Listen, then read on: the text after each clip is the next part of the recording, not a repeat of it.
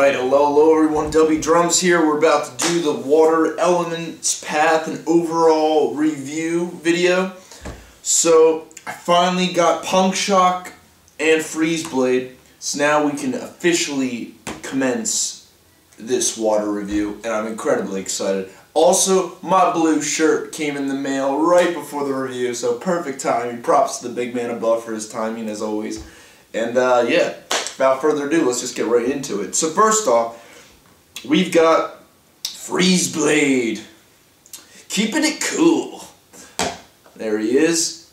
Easily one of the greatest swappers I own right now, man. And my roommate Ryan can vouch for that because he used them in PvP. Unreal, man. Unreal. So, for paths-wise, we've got his top. We have the Blizzard Blade path, which is where his Ice Chakram, the circle blade thing he shoots out, it gets bigger and not bigger. It becomes more powerful, and it shoots out all those those extra ice crystals all around. It's very cool and stuff, and it makes the Chakram incredibly powerful. But then you have the Ice Sculptor path, which is what I still have him on. And honestly, like, it's really tricky because I have a friend who has a YouTube channel, Malice Doll. Check him out, great videos. And he told me that he's done a lot of PvP, and the Ice Sculptor path keeps winning for the top as opposed to the Blizzard Blade. So I want to know in the comments what you think of that, because honestly, Blizzard Blade, because it shoots out all those those extra snow crystals, I feel it'd be more story mode gear. But then you got the Ice Sculptor path, which can also freeze multiple enemies. So honestly, like, I feel it could go either way. I like the Ice Sculptor path personally, but the Blizzard Blade one is really cool too. Like, they're both really stupendous. So let me know in the comments what you think of that one. I'd love to know your thoughts. And then for the bottom, we've got Trail Freezer path, which is where he gets the dash attack, where he leaves behind trails of ice where the enemies can slip and get hurt, and they get freeze burn. And then you have the Ice Skater path, which is where he does that knockback with the enemy attack, and he does like the dash with the ice. That is where it's at, man. Ice Skater path, hands down. The trail one is kind of stupid. It's decent for story mode because your enemies can be dumb and just slip right into it, but PvP it's kind of useless in my opinion. I like the Ice Skater from the start. And it makes sense. That's his whole persona. He's an ice skating cat, raccoon, whatever he is. And yeah, but overall review for Freeze Blade, I love him. He's a must-buy. A must-buy. Not only does the design look beautiful, in the lighting you can see the crystals resonate. It's gorgeous. Everything about him is terrific, man. He's incredibly powerful.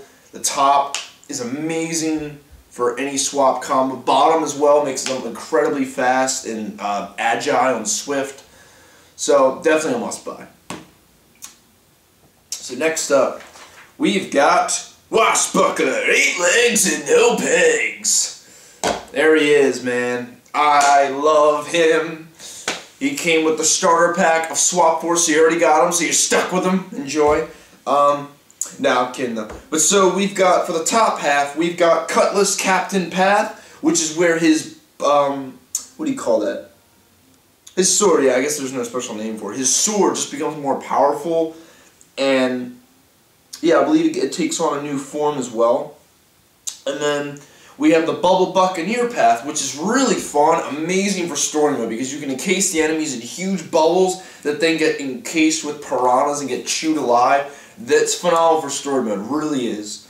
They're both very fun paths, but the sword one just is giving him that extra edge, no pun intended, with the sword that just makes him incredible in PvP for the top. Bottom, I'm having trouble with still. Right now I have him on Tentacles for the bottom, which is the tentacle, like squid bouncing back and forth kind of attack. And I like it a lot. It's very powerful, but at the same time, I don't know if it's best for PvP. But then you have the Ink Artist one, which leaves behind the cloud of ink, and then the ink does increase damage. So I don't really know, to be honest. I really am torn with that one. So let me know in the comments what you think of that one. Tentacles or Ink Artist? I'm leaning towards Ink Artist, but I don't really know. I love the Tentacles because it's perfect for the money cheat that I had a video on. Is where if you need a top maxed, put on Washbuckler's bottom, He slaps it so fast, he gets like, what is it, 5,000 or so money if you have the diamond cheat with the totem poles in the homeland of Woodborough. So amazing. But overall review, like I said, you already have him, so you're stuck with him, but he's awesome, man. I love him. He's great. He's amazing in story mode, but he's incredibly powerful in PvP, man. He took down Thumpback, the water giant. But also, I noticed the swappers have way more movesets, which also makes them a little unfair in battle. But, you know what I mean? I mean, still a lot of fun. So, I love both the swappers for water. So far, water is killing it, man. So next up, we've got a Series 2 repose. We've got Blizzard Chill. Stay cool. I love her new design. Really beautiful silver armor. I love that shield. If anyone knows the manga Bleach, it looks like Mayuri. Yeah, Mayuri. It looks like his Bankai's face, the yellow baby face. If no one knows what I'm talking about, I'm sorry. It just does, though. And love the detail in the eyes. Like I said, silver armor is gorgeous. And then her ice lance is just beautiful, man. They did a phenomenal job recreating her. I love it. Beautiful stance. So, paths-wise, we've got the Ice Lancer path, which is where she can now shoot up to 3 Ice Lancers at once. And also, they separate into the ice walls and reflect out, which is incredibly useful.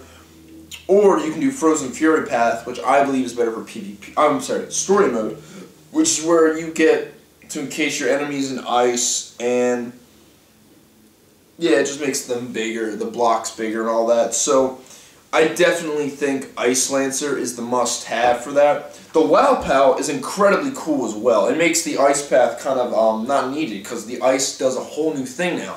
You summon it, and you hold attack 2 down, as it says here, then it shoots out these orca whales out of the ice, so they do some extra damage on top of you already having the ice built up at your enemy. So it's kind of the best of both worlds. And then she's still got her Narwhal Soul Gem, which is cool. So overall, I think she's really cool overall. I mean, pun not intended there either, but yeah, the figurine is beautifully done and remastered. Wow Pal is really nifty. It definitely adds a nice little edge to her. She was really fun in Giants, so honestly I'd recommend buying her. Not a must-have, but definitely a fun addition to the team for sure. So next up, we've got Anchors Away Gill Grunt Series 3. Fear the Fish. There he is. I can't do his voice. It's like French or something. It has that accent to it. Let's see. So he has either the Harpooner path or the Water Weaver path. Now, for a while, I've always believed, and I still do, the Harpooner path is great. Very boring for one, but also just better for story mode because it goes straight through enemies and hits targets behind them. So it's so much more useful as it goes through enemies, which is really nifty and helpful for story mode. And then you have Water Weaver path, which gives you unlimited amounts of water, folks. That's incredible. Not to mention, then you get the Neptune gun where you shoot all these sea creatures out as well. And the new Wow Pal, I will say, is pretty awesome. You get the anchor cannon. So before, it was just with Series 2, you shoot the anchor and it's done. This one, it like flies up and shoots down and shoots like a wave of like water. It's really cool. So, overall review... Oh yeah, Water Weaver though for PvP, hands down. But overall review though, ugly redo figurine, I will say. But he is a lot of fun. The new Wow Pal is really cool. Worth another buy? I don't really know. He's alright. He's good, but he's not in my amazing tier Skylanders. Alright, so now we've got the new lady to the bunch, Punk Shock. Amp it up. Yeah. There she is. In all of her girly goodness. So, paths-wise, we've got Conductor Constructor path, which is where she gets those electrical bubble blobs, kind of like a zap kind of thing. The water balloons, that's what it is, duh. And she can shoot 2 of those now. They do increased damage, and you hold it into the air and throw it, and then she can like explode it. That takes forever though, and mind you, it keeps you incredibly wide open for attacks. But then you've got the electricity path, which I prefer for PvP hands down, because not only does your electricity get stronger, you get an electricity aura around you, kind of like Frino, where he gets the fire aura around him, and it hurts enemies. And then you get, what is it? Yeah, then you can damage enemies with the water electricity combo, just like Zap. She's like Zap's sister, honestly. Or his mom, like, you know what I mean? And then also you get the tail swipe attack, which you can't use every second, but it is useful. It's a nifty little extra attack. And her soul gem's kind of cool, but if you target it the wrong way, it's really useless, because she's still shooting like crazy all around. And I just cut myself, and she's just shooting like crazy all around and stuff, and it's just, it can be tricky, because you can miss, and then you're awkwardly just shooting, and then the enemy can just hit you. But, let's see, overall review of Punk Shock, really cool idea, but she's honestly like Zap all over again, just remastered. That's probably why they didn't redo Zap again. She's cool, but she's not my favorite. She's a fun one, but not a must-buy. Okay. I really did cut myself, holy cow. Alright, so next we got Riptide. Go Fish! Boom! Love him, dude. He's a lot of fun. So you've got his Fishy Fencer path, which is where it allows his swordfish attacks to be faster. He now does increased damage, and when you hold the attack, he does a dash through the air, which is so cool. I really love how he does that. And then you've got the Flounder Pounder path, which makes your shark bounce off enemies, does increased damage, and then you get to have the shark go forward and bite enemies to pieces. So the Flounder Pounder, I have realized, thanks to my viewers, definitely more story mode oriented because of the enemies concept. Fishy Fencer, honestly, it gives him so much more speed. It gives him that infinite dash ability with his sword, where he can just keep dashing through, and he's incredibly fast now with his parrying and sword skills. Soul Gem is amazing. Let's just throw down a huge orca whale and have it just shoot out a gajillion fish. I love the concept. Like, let me just pull this out of my pocket. There it is. And then just crush them down, you know? But, yeah, honestly, Riptide, overall, I think a must-buy, man. He's so cool. The idea is just so ingenious. They really played with the whole fish concept, and I really like that. And they made him have the underwater sea diving like outfit too. Really nifty, man. I think he was a very fun, animated little character. So definitely a must-buy for the water. We've got one of my all-time faves. Wham-Shell Lightcore Edition. Brace for the mace. There he is. You can see him glowing. So, let's see. So we got Captain Crustacean Path, which is always the one I recommend, because not only do you get the combos, your mace becomes more powerful, and then it increases it turns into like this conch shell thing, and then you hold the attack down, and does this huge Poseidon strike out of the ground with this electricity attack. Unreal. Then you've got Commander Crab, which is very useful for story mode. You shoot the starfish out, they basically attach on the enemies. You shoot 3 at once. It's cool, but honestly, it's a story mode path, hands down. So Captain Crustacean all the way. And Soul Gem is great too. He gets armor. Wham-Shell is a brick house, man. He's so good. I will always recommend him. I love him. So definitely a must-buy. But at the same time, I don't think you need to buy his repos. I will say that. His figure alone is a must-buy, but there really isn't a reason to buy him as a Lightcore Edition. I'm not gonna lie. As much as I love him. It's like the same thing, you know? Alright, so that's all for the guidebooks. Now we go over to the computer. Alright, so we'll bring out Series 2 Slam Bam. I bet everyone's like, who's that guy? You know, because we haven't seen him in forever. Alright, well, Slam Bam was one of the original water guys. Loved him for a long time. Incredibly hard to get the Glacier Yeti level pack. Yeah, you know what I'm talking about, old fans.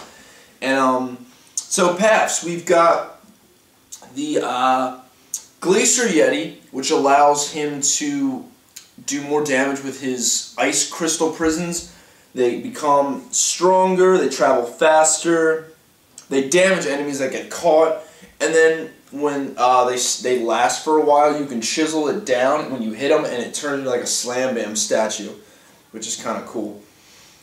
So definitely a story mode path, because then you go to Blizzard Brawler. Not only does he get the new combos, which are insane, his punches do more increased damage, and he gets this awesome battle armor that they put on the Series 2 figurine. I mean, he is the man, dude. I love him. And then his Soul Gem, he gets the Surf.